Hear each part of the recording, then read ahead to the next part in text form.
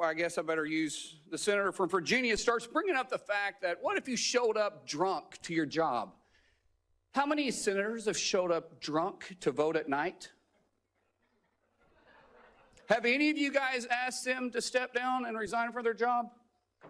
And don't tell me you haven't seen it, because I know you have. And then how many senators do you know have got a divorce before cheating on their wives?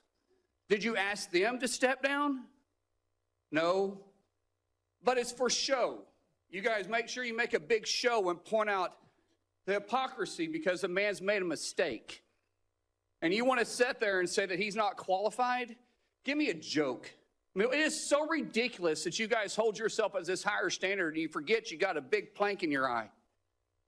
We've all made mistakes. I've made mistakes. And Jennifer, thank you for loving him through that mistake. Okay, that's Senator Markwayne Mullin making a scene, of course, at the Senate confirmation hearing this week for Pete Hegseth. He was very upset about the questioning of Pete Hegseth to take on the largest cabinet position in the United States government, the largest department of the United States government, 3 million personnel, a budget in excess of $850 billion, and a long history of very, very problematic things that have come out of Pete Hegseth's mouth, and frankly, gotten into them as well. That little rant of Markwayne there, of course, not wearing a jacket, the Senate, of course, but that rant from Markwayne, well, that came from his being mad at this line of questioning from Tim Kaine that was, direct, doing his job, advice and consent. The incident in Monterey led to a criminal charge, a criminal investigation, a private settlement, and a cash payment to the woman who filed the complaint. And there was also a non-disclosure agreement, correct? It was a confidential settlement agreement off of a nuisance lawsuit. Right. During an interview, you claimed that you settled the matter because you were worried that if it became public, it might hurt your career. Do you maintain that you were blackmailed? Senator, I maintain that false claims were made against me. And ultimately, your attorney those used false the claims, phrase, I have the opportunity to attest my innocence in those false claims. But you didn't reveal any of this to President Trump or the transition team as they were considering you to be nominated for Secretary of Defense. You didn't reveal the action. You didn't reveal the criminal complaint. You didn't reveal the criminal investigation. You didn't reveal the settlement. You didn't reveal the cash payment. Why didn't you inform the commander-in-chief and the transition team of this very relevant event? Senator, I've appreciated every part of the process with the transition team. They have been open and honest with me. We've had great conversations between the two of us, and I appreciate the opportunity that President-elect Trump has given me. You chose not to reveal this, right? Because you knew it would hurt your chances. So you chose not to reveal this really important thing to the commander-in-chief and the transition team because you were worried about your chances rather than trying to be candid with the future president of the United States. Are there any other important facts that you chose not to reveal to the president-elect and his team as they were considering you to be Secretary of Defense? Senator, I sit here before you an open book, as everyone who's watched this process. With multiple non-disclosure and confidentiality agreements tying the hands of many people who would like to comment to us. Yeah, a pretty direct line of questioning, which you refused to answer. It went on for, Kaine went on for a good 7 minutes. Ask him direct questions about real things. Consistently, Hegseth's fallback on everything was he's an imperfect man, that he is an imperfect man, like everyone's, but he was saved by Jesus. He was saved by Christ. Of course, this was after his first 2 marriages failed because he cheated on both wives with his next wife. This is after the accusation of a sexual assault having to do with cheating on his 3rd wife while she was just had a baby. But good news is Christianity saved him. Look, this sycophant stuff, this attacking and these theories. Look, I wanted to start the show off by showing here's how it works. Make a scene, and it pays off for the old guy who makes a scene. Here's how it pays off for our friend Markwayne. By the by, I'm part of the club. My saintly wife, I think, saved me from jail or worse about 3 decades ago, and I've talked about it publicly from time to time when it's germane. But essentially, I think you gave a lot of hypocrites a pretty good spanking, sir. Pretty good spanking. Well, it was frustrating, and I'm the last one to point out to anybody about trying to be on some type of moral high ground. I'm not a great guy. I never discussed that I was. But you see Jennifer, who he calls Jenny, but every time I use Jenny, I feel like I'm talking to Forrest Gump. But you see Jennifer that's sitting behind him that is watching her husband, that she knows the faults that he had, but she loved him through it. And yet they've been able to work out their differences, and they've been together, and they got a 7-year-old child together, and they truly love each other. Sitting, watching her husband get just absolutely assassinated from individuals that are no better than any of us. But are they no better? I mean, and the thing is, they're senators. They were elected to those positions. They're not being hired to run the highest position in the entire United States military. I mean, the whole thing is just ridiculous. And you love Kudlow with loving it. You really showed them, didn't you? I mean, look, there's more. This is high payoff stuff when you do this stuff. I'm not. I'm the least moral person probably in that room. It's just that if you're going to hold Pete Hegseth and say he's not qualified because of some moral issues he may have had in his past, which we've all had a past, and thank God we've had a past, because it gives us an opportunity to learn from our mistakes and move forward. But if you're going to hold him to that standard, then you need to hold your own colleagues at the standard, and they're not. And that's what's frustrating about it. When Senator and staff, that's right, but when Senator Kaine was going out there and really belittling Pete in front of his wife about his past, it was so. Here's the thing, though. He was making clear, Kaine's point was a good one.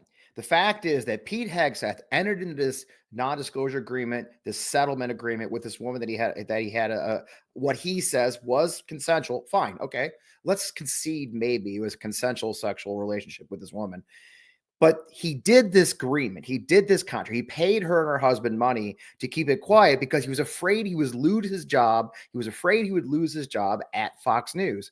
So the question remains, are there other things he's done that would also cause him to be afraid to lose his job, say, as the most powerful man in the United States military, a cabinet secretary, a person who gets housing right on Fort Myer, like a general officer of the United States military?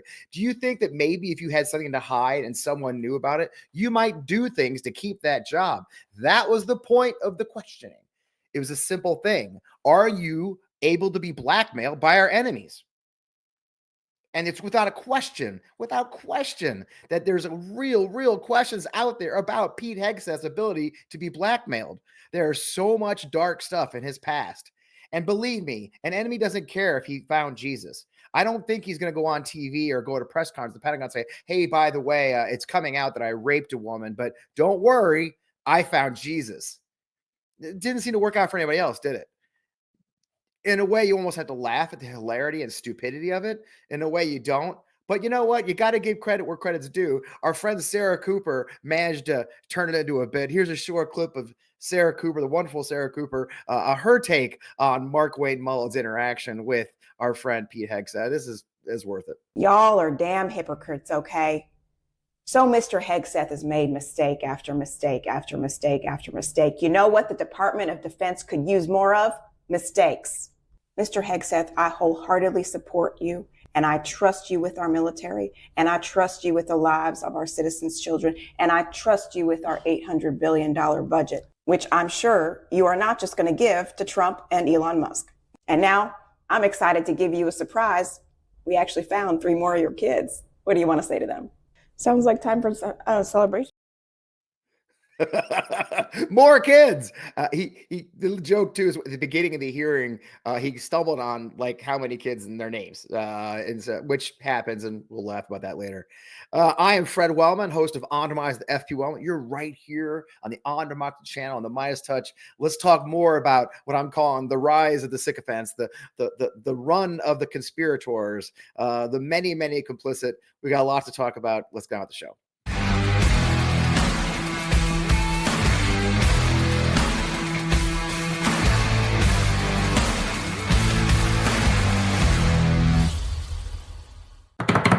We are here. We are back. Welcome. It's so good to see you guys here. I always love seeing you. I hope you'll leave a comment, reply to the video, subscribe to the Midas Touch Network, subscribe to the On Democracy channel. It's at On Democracy channel. We got all kinds of cool stuff going on there. I'll tell you more about that later. In the meantime, it is so good to be back with you again here on Friday night and every week. I love doing our show here to talk about it. As you can see, I'm still operating from home after my back surgery.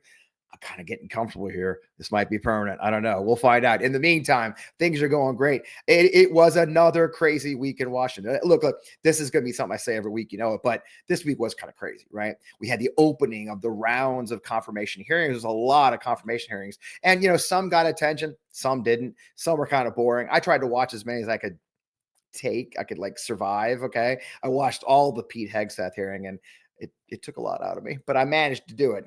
But there was a lot of ridiculous in that hearing. And we'll look at a few of the clips of the ridiculous. And I'm not going to necessarily, I'm not going to focus on what the Democrats did. You saw Tim Kaine. Look, and I'm going to say up front, I was very proud of the Senate Armed Services Committee Democrats. And there's been some discussion of that. I actually wrote a Substack piece right before the hearing saying, look, I really want Democrats to come out of the gate hard. I want them to go after him. I know we're all about norms, traditions, and decorum, but I want answers. And to their credit, I do believe they did a very good job of that. They maintained decorum, but they went pretty hard. You saw the Tim Kaine bit. There's actually pieces that are tougher than that. Tammy Duckworth wrecked him.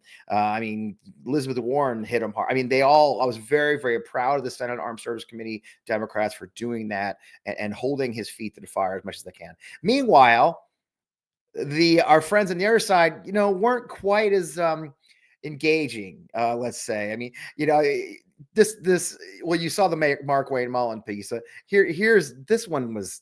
This is interesting. This is Tim Sheehy, the new senator from Montana, who is a former Navy SEAL, but this was his questioning, the first minute of his questioning. Pete, I'm actually going to ask you questions because I want to hear your answer.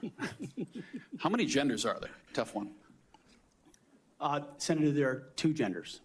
I know that well. I'm a Sheehy, so I'm on board.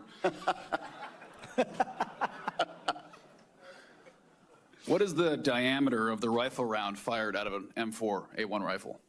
That's a 5.56. How many push-ups can you do? I did 5 sets of 47 this morning. What do you think are most important strategic bases in the Pacific? In the Pacific, Guam is pretty strategically significant. How many rounds of 5.56 can you fit into the magazine of an M4 rifle? Depends on the magazine, but standard issue is 30, Senator. Okay. I mean, all 4 of the questions. First of all, you know how many times Tim Sheehy's used that I'm a Sheehy bit. I mean, he's probably been using that. It's his number 1 dad joke. Okay. Number 2, why do I care how many push-ups the Secretary of Defense can do? Why do I give a flying shit if he knows the diameter that it's a 5.56 round? And I loved what he asked him. What do you think is the most strategic base? The funny part of that question is he thought that was a layup question. Heck, this guy's going to be Secretary of Defense. He's going to be, it's an important job. What's the most important strategic base in the Asia Pacific? And you could tell Hegseth is like, there's Guam. I know Guam. Yeah, Guam. I picked Guam. I mean, you could hear it. You could see it spinning in his head. I've heard of Guam. I don't know. Maybe Guam is. I'm not actually an expert in the Asia Pacific, but I'm also not going to be the Secretary of Defense. I think Hawaii is kind of important. I mean, we do have a state. It's a state, maybe. I don't know. There's a lot of strategic places in the Middle East, in the Asia Pacific for us. But, he picked Guam. Again, I swear to Christ, at times during that whole hearing, I thought that Pete Hegseth was going to try to be a general. It almost felt like a promotion board for a guy who was a major in the United States Army, and that's it. He's trying to make colonel, I guess, if we had promotion boards for officers. I mean, they rarely ask questions about being the Secretary of Defense, especially from our friends on the right. I mean, and that's before we talk about Christian nationalism. Hegseth layered it on deep in his opening statement about his Christianity. And this, again, the sycophants step right up to the plate to help him out. Very idea that you should have to sit there and answer hypothetical potential in somebody's imagination crimes that may take place at some point, and wouldn't that disqualify you if you were a murderer or if you were a rapist? Unfair, and I'm embarrassed for this behavior. But first, I want to say thank you for your strong proclamation, unapologetic proclamation of faith in Jesus Christ. I sat here and listened to your opening statement and thought, wow, this is a guy who in today's culture is willing to stand up and say the first thing is first, faith in Jesus Christ. And I was reminded of what Christ said in Matthew, seek ye first the kingdom of God and his righteousness, and these things shall be added unto you. You are going to have a great future as our secretary, and I look forward to that day happening. No. I'm just going to say this. No. I'm a former Army officer. Spent 20 years in uniform, 4 years for that at West Point. I do not want a Christian nationalist as the highest ranking person in the United States military. Because you know why? The United States military is a direct reflection of the United States people, the American people. It's Muslims, Hindus, Christians, non-Christians, atheists. I don't care. But the fact that the layers of his hardcore Christian evangelical, and by the way, he belongs to a very extreme church, a Christian nationalist church. Literally, they describe themselves as a Christian nationalist church. This extreme Christian nationalism, which is a big problem in the service already, the proselytizing in the military is a big problem. The fact that the Secretary of Defense nominee is using his Christian nationalism as a tool, and by the way, a shield to get the job in the first place, should run shivers on the necks of anybody who serves, and probably did. Imagine being a Jewish service member or a Jewish person having to work for this guy. Oh, but don't worry, he supports Israel. Okay. Imagine being a Muslim service member, which we have thousands. They will not have protections under this guy. And that's something to think about. It was kind of funny. Eric Schmidt, of course, my Missouri senator, he went right on TV to go to bat for his friend, Pete Hegseth. Obviously, the Democrats asking hard questions about his incredibly dark past, which is really out of line. But I think he's pointing out the hypocrisy that the Democrats, again, the party of Bill Clinton here, somehow have this moral outrage about these accusations. And so I think we're looking at this nomination for who can come in and take on the very important role of running the Pentagon, who can root out DEI. Part of my questioning was to talk about the recruitment crisis we have because of this woke ideology that divides the room by oppressor and oppressed. It's race essentialism. It's killing recruiting.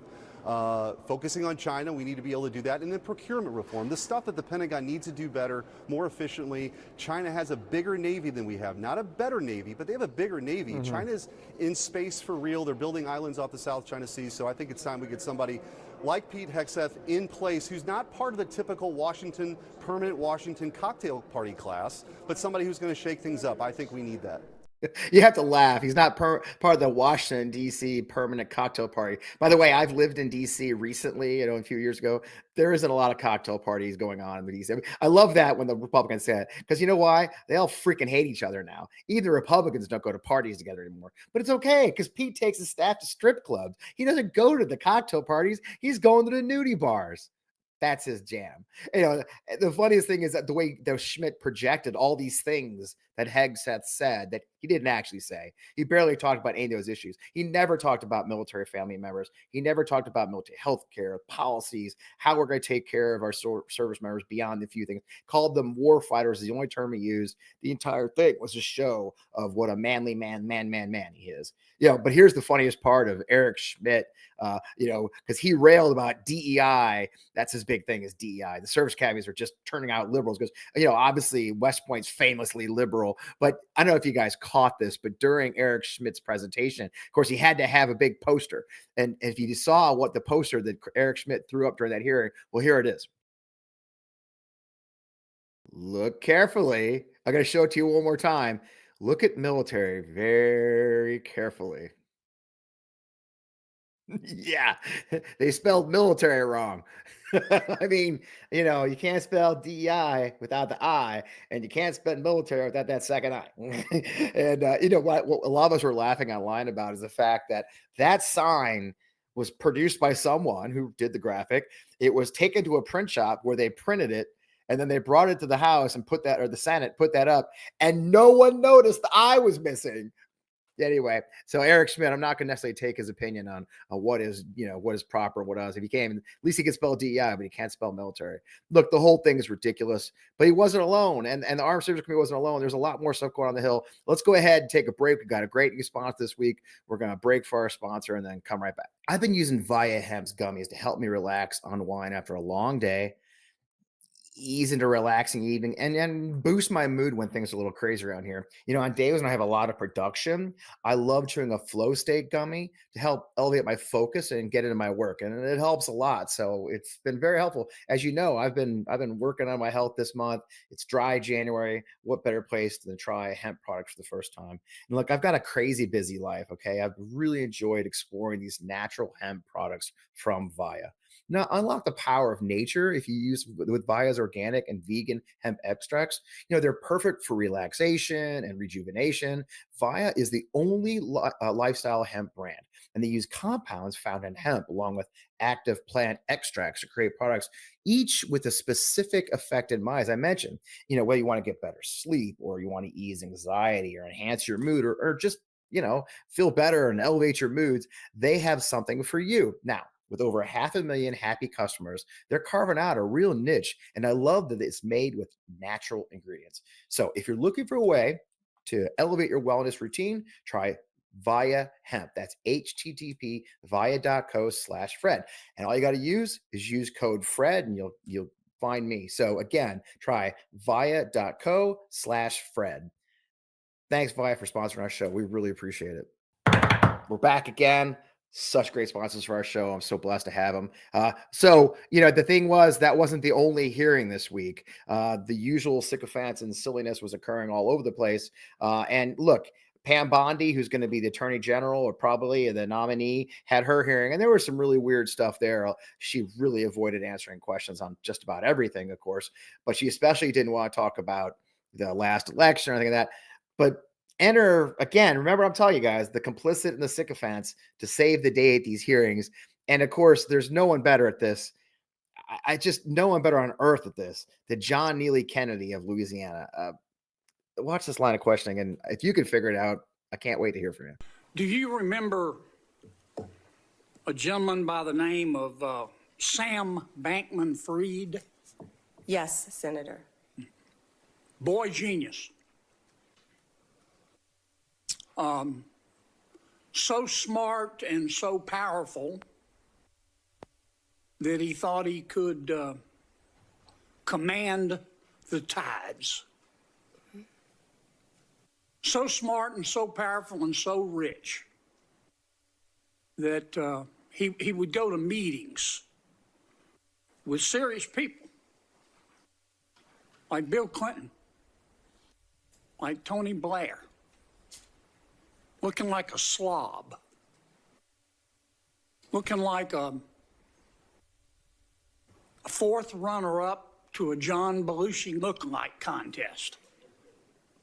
And he thought it was cute. Where's Mr. Bankman-Fried today?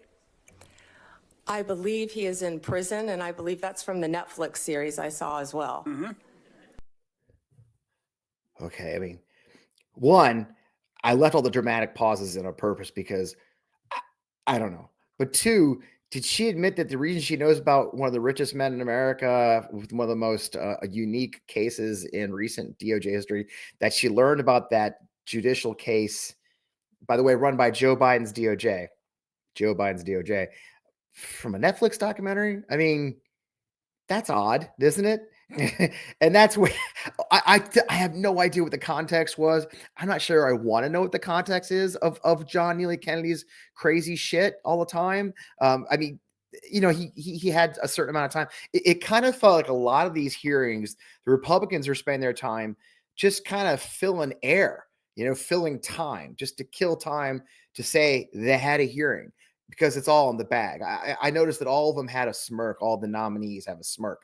Did you see hers? I mean, then you saw Hegseth's smirk, the smirk of y'all can yell at me all you want. I'm getting this freaking nomination no matter what. And the kind of funny thing is I smirk back knowing this is round one of Donald Trump's cabinet. I mean, think about that, that none of them survived. There wasn't a single cabinet position in Donald Trump's first administration that survived the entire time without being fired by tweet. So, but I have to show the last one. John Neely Kennedy being John Kennedy. You can't miss a good John Kennedy. Well, here we go. This is America. That had never happened before in America. That's the sort of thing that happens in a country whose whose Powerball jackpot is 287 chickens and a goat. It doesn't happen here. And I call it stupid because it broke the seal.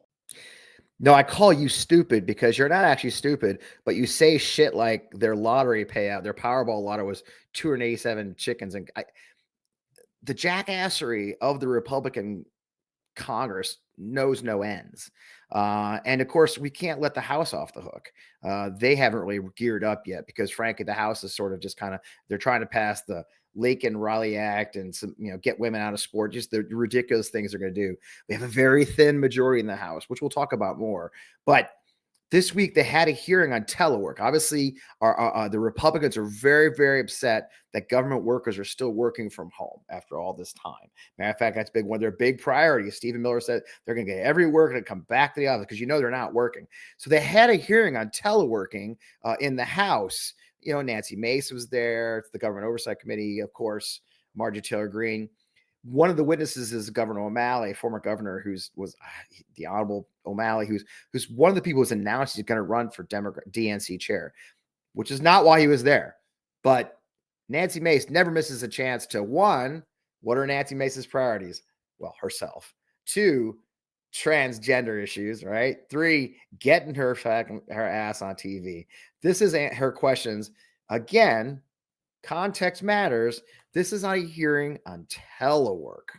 Can you, a candidate to be chair of the Democrat Party, define what a woman is for me today? Madam, or Can you Congresswoman- define what a woman is? Oh, yes. What is a woman?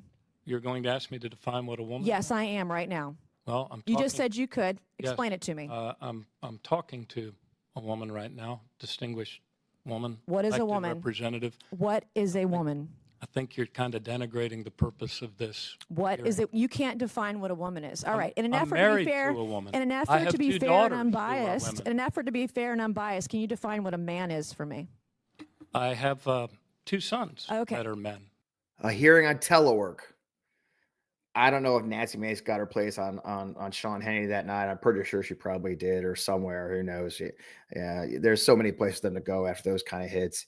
But imagine the stupidity we're going to have to deal with in the next 2 years with this kind of ridiculous complicitness and stupidity. It's going to be a lot more of it, I'm sure. The good news is it'll be Republicans sitting in front of us, so I'm sure they won't be quite as mean. But we can expect a lot more. But that's what we're going to get out of the Trump administration. Look, Donald Trump is not going to do this alone. But the thing is, like we've always said, and I'll talk more about this, is what are they covering up, though? I mean, they spent a lot of time doing these little dances and attacks and getting their TV clips. But what's really going on behind the scenes? We had a peek behind the curtain this week of what we should really be expecting after Monday when Donald J. Trump takes office. And here's a story from CNN about what happened. The fact is, Speaker Mike Johnson, fired the chair of the House Intelligence Committee, Mike Turner, who was actually a pretty respected member of the House and is very well versed in intelligence issues from his long years in that world. Here's CNN on it. Thank you, Madam Chair. Mike Turner knew more about, the national security of the United States than any 20 members of Congress wandering these halls. So we lost a huge amount of experience there. But I also think, this place used to be considered a check and a balance on the power of the president. That's why we exist. And the message just went out that if you check this president, you're fired. Does Rick stand up? Does he issue a subpoena? What happened yesterday doesn't bode well for the job tenure of somebody who may do something that President Trump doesn't want them to do. Now, Mike Johnson has described this move as an effort to bring in fresh faces in Congress. He has denied the contention that has actually been pushed by Mike Turner himself that this was the result of concerns from Mar-a-Lago, concerns from Donald Trump. The speaker has said that Trump had absolutely no involvement in this decision. And Wolf, I'm told from a source familiar with his thinking that the speaker was eager to bring in his own Intelligence Committee chairman, like Kevin McCarthy, his predecessor, did in bringing in Mike Turner to run this very powerful committee that deals with sensitive intelligence, that deals with oversight of the intelligence community. And that was what drove the speaker's ultimate decision here. But Wolf, serious concerns by members on both sides, especially Turner's GOP allies, who want answers from the speaker about why he made this move. Turner was told very clearly that Mar-a-Lago didn't like him. And not only was Turner, what makes you wonder, and this is why I think Speaker Johnson's full of crap, Turner wasn't just removed as the chairman of the committee, he was removed from the committee completely. All that experience they had in his life, which means something, okay? The Intelligence Committee, why would they remove a guy who took his job seriously completely from the committee, as they want to put Tulsi Gabbard and his DNI and all these other issues, John Ratcliffe is CIA. What does that tell you, and what does that bode for us who are worried about intelligence gathering on the United States? What does it say about other things like Kash Patel's threats to use the intelligence side of things against American citizens? So the clownishness is funny and embarrassing, but it usually is hiding the really ugly stuff. And we'll try to do our very best to dig up the ugly stuff too, because we need to know so we can fight back. But we're going to have to fight back, okay? And there is power in fighting back. You know, just today, it's Friday, Pew just released, Marist, a new Marist poll came out showing that Trump already has a net negative favorability rating. He's got a 44% favorable versus 49% unfavorable rating. He hasn't even taken office yet. He won the place with about 1.5% of the vote. It's been interesting to see so many of our friends on the Democratic side really full of doom and gloom. You know, it's going to be a dictatorship. America's lost because we gave all of us wanted to have this fascist. And I've been arguing quite a bit, much to the chagrin of a lot of folks. And I love you guys, but I know you don't agree with me all the time, and that's okay. And by the way, I don't mind you disagree with me. Just don't call me asshole, I guess. Well, you can do that too. But having said that, he doesn't have a mandate. There is no mandate. There is no unwielding power that he has. There is no unlimited power. He is a lame duck president already going in. And those people you just saw on camera, all those senators and all those congressmen, they're up for re-election at some point. Every 2 years for our members of Congress, and a lot of senators in 2 years. And by the way, the map this time favors the Democrats to take over seats, as opposed to this last cycle where it favored the Republicans, and they did take over. So those guys have to get reelected, and they're going to be aware. And now we're going to have to make sure our Democratic colleagues hold the line. There's some worry about that, and I get that. And hopefully we'll see more after the inauguration when Donald Trump's really, really draconian policies come out. We have heard the rumors about Schedule F getting rid of civilians, employees. We've heard the rumors about a day one transgender military ban with no grandfather clause. So anybody who's transgender will be kicked out of the military. We've heard rumors of what they plan today. That's before we start talking about deportation, the cost of that, etc. During her hearing, Kristi Noem said she's going to get rid of the CBP1 app, which this app has been very effective in reducing the illegal crossings and having better order because it sets up actual appointments for them to meet someone. So they don't have to feel like they have to try and cross and risk lives and risk our Border Patrol agents. They don't have to use mules. That was the whole point, yet they want to get rid of it. So all of those policies will go into effect, and those policies will have repercussions. How can you forget when he did his Muslim ban? We had protests within 2 weeks of him taking office. So I'm sort of holding my cards close until after this inauguration, when his really evil stuff really starts. There's going to be a lot of it. And we in the independent media and the news media are going to have to keep an eye on that and make sure you know about it, because there's going to be a lot of bad things. And we all have to be careful not to get sucked into just sort of laughing at the comedy of it all. I have told you I regret that myself a little bit when I kind of laughed at Donald Trump going on all the different podcasts like Theo Vaughn. And then when you watch him closer, an hour there, 2 hours there, sitting on these podcasts that he did for the last 3 years, you find out that he reached a lot of people and they voted for him. So I'm going to have to control my desire to mock, because believe it or not, there are layers to these things that we have to watch out for. And hopefully we learn that lesson from this last one. You know, I did kind of want to circle back because, you know, it isn't all bad. And I don't necessarily agree with our Republican opponents in a lot of things, but it was a kind of a funny moment. I don't know if you guys know, I've got 4 kids. I've got 4 grandkids. I also have 2 more, about 6 kids now. I have 6 kids plus 4 grandkids. It's a lot of kids. Okay. And Sean Duffy, who I don't agree with on almost anything, is a hardcore Catholic and has 9 kids. He brought all 9 kids who are toddler age, many of them, to his confirmation hearing. And it was kind of a funny moment with this congressman or this senator. And I thought I'd show it because, you know, in the ridiculous of all this, there are moments where you kind of have to laugh. Thank you, Madam Chair. Well, Representative Duffy, I had the honor of serving with you in the House.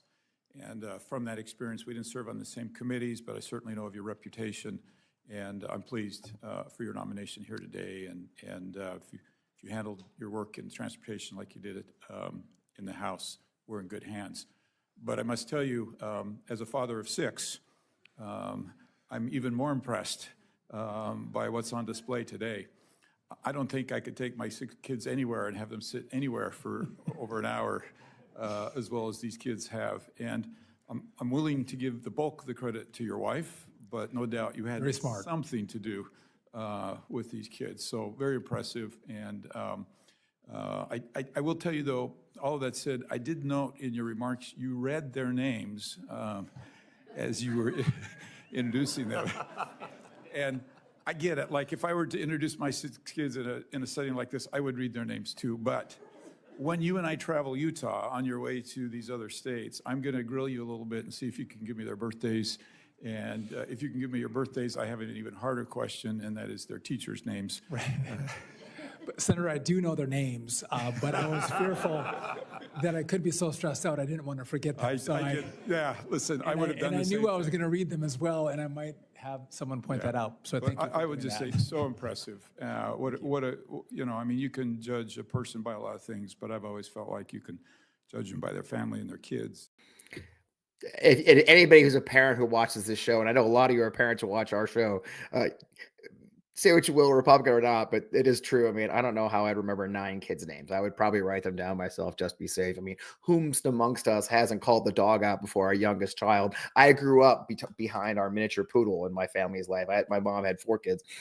So I'm sure it's kudos to Representative Duffy for writing their names down so we're making mistakes. In the meantime, we have our work cut out for us, and it's not hopeless. And that's what I want to leave you with, okay? Look, it's easy to be doom. It's easy to be gloom. It's easy to think the end is nigh, right? But I'm going to be honest with you, I don't agree, okay? And I don't agree that the end is nigh. Look, we're in a very dangerous position. They have some very, very evil plans. But I do believe that the majority of our country doesn't agree with those plans. The majority of our country doesn't ask for these things to happen, did not vote for these things. We know low information voters were a huge part of is the biggest part of his coalition. We're going to have to inform them. And that's where stations like us come in, or channels like ours, like the On Democracy channel and Midas Touch come in. Our job is to inform people as much as we can. Your job is to inform them. So I'm always going to try and inform you. So that's our mission here. Inform people of the very scary stuff like cutting veterans benefits or cutting people's just basic retirement. Those are the issues we're going to have to make sure people know about. We do have time. Remember, 2025 is an election year. We've got elections in Virginia and New Jersey for governor. There's 2 Supreme Courts, and 31 states have local elections. So we have work to do, and it starts now. So with that, I won't take much more of your time. Definitely make sure you follow us everywhere we are. If you want to catch a lot of our new shows, we've got so much going on. The On Democracy channel, that's On Democracy channel, YouTube.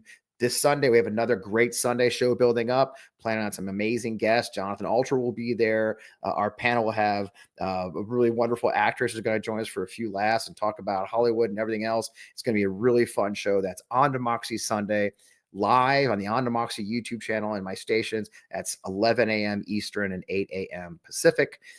If you like in your podcast the proper way, Apple, Spotify, Google, Amazon, we're available at all those places. So you be sure you want to download your iPod, your podcast. That way, we'd love for you to do that. In the meantime, thank you to our sponsors, and most importantly, thank you to you guys. As I always say during the show and after, be sure to leave a comment, leave a reply, like, share, tell your friends about the show. We would love to have as many of you have a conversation with us. I'm definitely checking as we put the show out. In the meantime, I am Fred Wellman, host of On Democracy with FPWellman, right here on the Midas Touch Network, and we will see you again next week.